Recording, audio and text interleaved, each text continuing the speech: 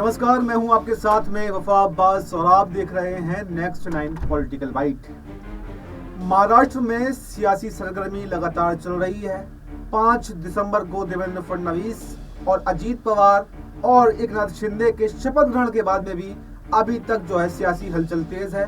अभी तक भी मंत्रालयों का बंटवारा नहीं हो पाया है। ऐसे में आज शरद पवार का जन्मदिन था और इस जन्मदिन के मौके पर ये सियासी सरगर्मी और भी तेज हो गई जब अजीत पवार चाचा शरद पवार को बधाई देने के लिए पहुंचे। और सिर्फ अकेले नहीं गए अजीत पवार, बल्कि कुछ अपने विधायकों के साथ में अजीत पवार जो है शरद पवार के पास पहुंचे और उनको बधाई दी। ऐसे में ये सियासी अटकलें लगाई जा रही हैं कि अजीत पवार भी कहीं ना कहीं जो बीजेपी से नाखुश दिखाई दे रहे हैं। वित्त मंत्रालय का उनको ये कहा तो गया था कि हम वित्त मंत्रालय आपको दे देंगे, लेकिन मुझे लग रहा है कि उस पर भी सहमति अभी नहीं बन पाई है, क्योंकि देवेंद्र फडणवीस और के साथ में कल अजीत पवार जो थे केंद्रीय नेतृत्व के साथ में मीटिंग करने के लिए आए थे। उसी के बाद में आज ये हुआ कि अजीत पवार शरद पवार से मुलाकात करने पहुंचे। हालांकि ये वो पहले भी जो जन्मदिन के मौके पर शरद पवार के मुलाकात करते रहे हैं, इसमें नया कुछ भी नहीं है, लेकिन इस बार माहौल अलग है, इस बार बात अलग है, क्योंकि मंत्रालयों का बंटवारा इस समय चल रहा है। हर बार माहौल अलग होता है, लेकिन इस बार ये जो बात है वो कुछ अलग देखी जा रही है। सियासी अटकलें तेज हो गई हैं, यानी सूत्रों ने यह भी बताया है कि शरद पवार कहीं ना कहीं बीजेपी से नाराज है और ऐसे में वो चाचा शरद पवार से कुछ सलाह लेने के लिए पहुंचे थे कि आगे हमें क्या करना चाहिए। यानी कि चाचा भतीजे में मनमुटाव तो जरूर है, लेकिन कहीं ना कहीं वो अपना राजनीतिक गुरु जो है वो शरद पवार को मानते हैं। इसी के संबंध में वो कुछ सलाहें लेने जो है शरद पवार के पास में गए थे। इसी को लेकर हम आज चर्चा करेंगे। मेरे साथ मेरे सहयोगी दिनेश बैठे हुए हैं, मैं इनसे इसी को लेकर सवाल करूंगा। दिनेश जी बताइए कि आपने देखा कि महाराष्ट्र की जो राजनीति है वो थमने का नाम नहीं ले रही है। जो सियासी अटकलें हैं वो लगातार कम होने की बजाय बढ़ती चली जा रही हैं। एकनाथ शिंदे ने तो यहाँ तक है कि मीटिंग में आने से भी मना कर दिया। इस वजह से सिर्फ अजीत पवार और देवेंद्र फडणवीस जो है दिल्ली मीटिंग के लिए आए। अजीत पवार एकनाथ शिंदे ने मीटिंग का बहिष्कार कर दिया और अजीत पवार आए तो जरूर, लेकिन कहीं ना कहीं वो भी नाराज दिखाई दे रहे हैं। तो ऐसे में आपका क्या कहना है कि आखिर इसकी वजह क्या हो सकती है? अजीत पवार नाराज क्यों है या अजीत पवार नाराज नहीं है, वो सिर्फ एक शिष्टाचार भेंट के लिए आप गए हैं? इस पर क्या कहना चाहते हैं आप? देखिए, दिल्ली में गृह मंत्री अमित शाह के घर पर एकनाथ शिंदे यहाँ पर पहुंचे नहीं है देवेंद्र फडणवीस के साथ, और अजीत पवार दिल्ली पहुंचे थे लेकिन मीटिंग में नहीं पहुंचे। देवेंद्र फडणवीस, जेपी नड्डा और अमित शाह की मुलाकात हुई और उस मुलाकात के दौरान गृह विभाग और राजस्व विभाग, ये दोनों विभाग भारतीय जनता पार्टी के पोर्टफोलियो में ही रहेंगे। इस पर साफ तौर पर गृह मंत्री अमित शाह ने महाराष्ट्र विधानसभा के कैबिनेट विस्तार से पहले ये स्पष्ट कर दिया है। लेकिन बड़ी यहाँ पर कहीं ना कहीं सोचने वाली और देखने वाली बात ये है कि एकनाथ शिंदे गुट को सीरियस बीजेपी लेती हुई नजर नहीं आ रही है। भारतीय जनता पार्टी को एकनाथ शिंदे के चले जाने से भी यहाँ पर कोई फर्क नहीं पड़ने वाला है, क्योंकि संख्या बल जो है वो सब कुछ बयान कर रही है कि अजीत पवार यदि उनके साथ बने रहेंगे, एकनाथ शिंदे यदि विपक्ष में बैठना चाहें तो उनका यहाँ पर कहीं ना कहीं उनके लिए रास्ते खुले दिखाई दे रहे हैं। लेकिन भाजपा अब जो कि 132 विधानसभा सीटें जीत चुकी है, उनके हाथ में इस सरकार को चलाने की चाबी है और इस सरकार को चलाना किस तरीके से आगे बढ़ाना है, ये सारे पैतरे भारतीय जनता पार्टी अच्छे तरीके से जानती है। केंद्रीय हाईकमान से हर वक्त उनको निर्देश मिल रहा है और हमने देखा कि यदि मुख्यमंत्री की शपथ ग्रहण समारोह देवेंद्र फडणवीस का ही होना था तो फिर आखिरकार इतना लेट नतीजी क्यों की गई और एकनाथ शिंदे को तो उसी वक्त मना लिया जाता। लेकिन और यदि एकनाथ शिंदे यहाँ पर नाराज भी रहते तो एकनाथ शिंदे कुछ कर नहीं पाते। तो ऐसे में देखा जाए तो बीजेपी ने जो ठान लिया है महाराष्ट्र में वही हो रहा है। बीजेपी यहाँ देवेंद्र फडणवीस को मुख्यमंत्री बनाना चाहती थी। विधानसभा के चुनाव में ही उन्होंने टिकट वितरण जो यहाँ पर सीट शेयरिंग हुई तो कहीं ना कहीं बीजेपी जो है अपनी मनमानी कर रही है। मतलब आपने कहा कि बीजेपी उनको मना सकती थी लेकिन उनको मनाना नहीं चाहा। देखिए तो यहाँ पर सीट जो है, संख्या बल जो है हमेशा राजनीति में मायने रखता है। यानी संख्या बल तो पिछली बार भी बीजेपी के पास ज्यादा था, एकनाथ शिंदे के पास कम था। देखिए, एकनाथ शिंदे के पास संख्या बल कम था, लेकिन एकनाथ शिंदे बीजेपी के पास उतना संख्या बल मौजूद नहीं था जितना इस सरकार में है। उस वक्त 105 विधायक थे, अब 132 विधायक हैं। और इसके साथ साथ जब तक एकनाथ शिंदे उनके पाले में नहीं आ जाते सरकार नहीं बन सकती थी। शिवसेना उनके पक्ष में नहीं आ जाती, सरकार नहीं बन सकती थी, क्योंकि 56 विधायक शिवसेना के संयुक्त शिवसेना के पास थे, लेकिन और उसमें से 44 विधायक। आपको रुककर यहीं से एक सवाल और लेना चाहूंगा मैं।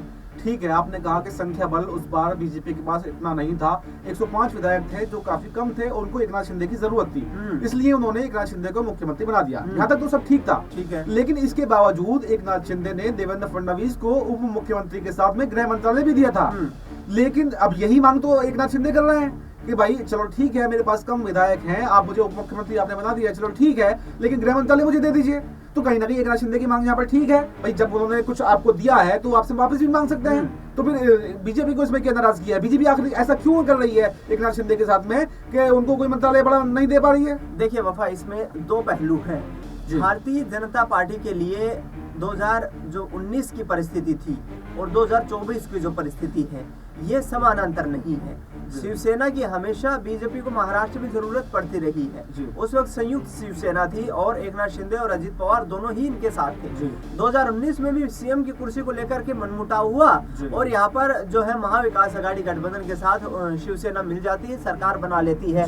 लेकिन आपने जो सवाल किया वो यहाँ पर ये है कि भाई एकनाथ शिंदे जब गृह मंत्रालय दे सकते हैं देवेंद्र फडणवीस को, तो वापस अपनी मांग भी रख सकते हैं, बिल्कुल जायज सवाल है। लेकिन यहाँ पर भी फिर वही संख्या बल की बात आ जाती है कि बीजेपी उस वक्त इस पोजीशन में थी और एकनाथ शिंदे को ये ऑफर दे दिया गया था कि आप चीफ मिनिस्टर बनेंगे। उस वक्त आंख मूंद करके यहाँ पर शिवसेना ने, यानी कि एकनाथ शिंदे ने यहाँ पर बीजेपी के लिए यहाँ पर जो महाराष्ट्र का मुख्यमंत्री बनने का जो सपना था उनका, वो पद छीन लिया उनसे, वो पद अपने हक में कर लिया और गृह मंत्रालय ये सोच कर दे दिया कि ठीक है डिप्टी चीफ मिनिस्टर बन रहे हैं, गृह मंत्रालय इनके पास रहेगा, वो ठीक है, लेकिन सुपर पावर महाराष्ट्र में मैं रहूंगा। लेकिन बीजेपी हमेशा इस बात को लेकर के, विधायकों के पोर्टफोलियो को लेकर के, कि मैं यहाँ पर हरियाणा का छोटा सा जिक्र करना चाहूंगा।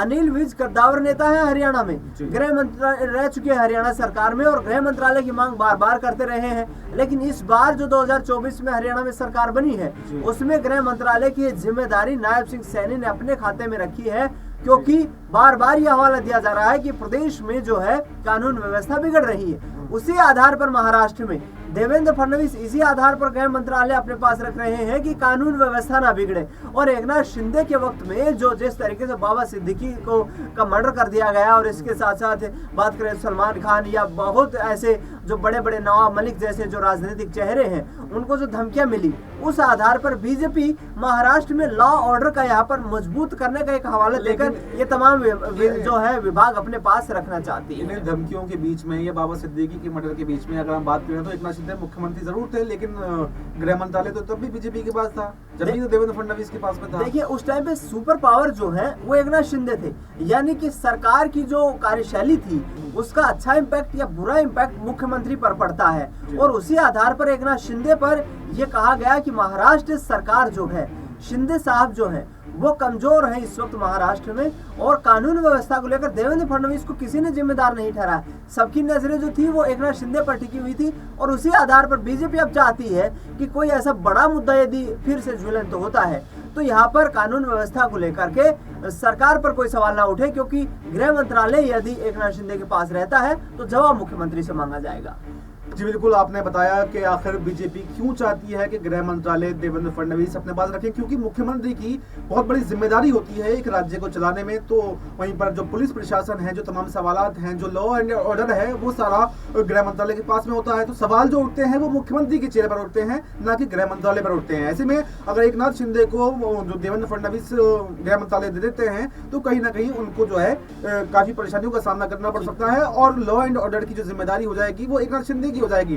तो कहीं ना कहीं जो एक पैचअप होता है वो नहीं हो पाएगा। यही सोचकर शायद बीजेपी जो एकनाथ शिंदे को ये मंत्रालय नहीं दे रही है। लेकिन हालांकि बीजेपी की कुछ इंटरनल पॉलिटिक्स भी इसमें हो सकती है। अगर वो गृह मंत्रालय नहीं देती है तो शहरी विकास मंत्रालय है, या बहुत सारे मंत्रालय हैं वो जो, और अब जिसको लेकर अभी बातचीत चल रही है, हो सकता है आगे बीजेपी दे भी दे। लेकिन अब देखना यही है कि बीजेपी एकनाथ शिंदे को मनाने का प्रयास भी करती है या फिर प्रयास नहीं करती है, क्योंकि एकनाथ शिंदे ने ये पहले भी दिखा दिया था कि मैं बीजेपी से नाराज हूं, और उन्होंने पहले भी यही काम किया था कि बीजेपी की हाईकमान की जो मीटिंग थी उनको अटेंड नहीं किया था। और एक बार फिर से एकनाथ शिंदे ने ये साफ साफ संदेश दे दिया है कि इस मीटिंग में ना आकर के मैं आपसे नाराज हूं, मैं आपसे खुश नहीं हूं। अब देखना यह होगा कि बीजेपी आगे क्या कर पाती है, एकनाथ शिंदे को मनाने की कोशिश करती है या फिर नहीं करती है। वहीं पर ऐसे में सबसे बड़ा जो रोल होगा वहां यहाँ पर अजीत पवार का हो सकता है।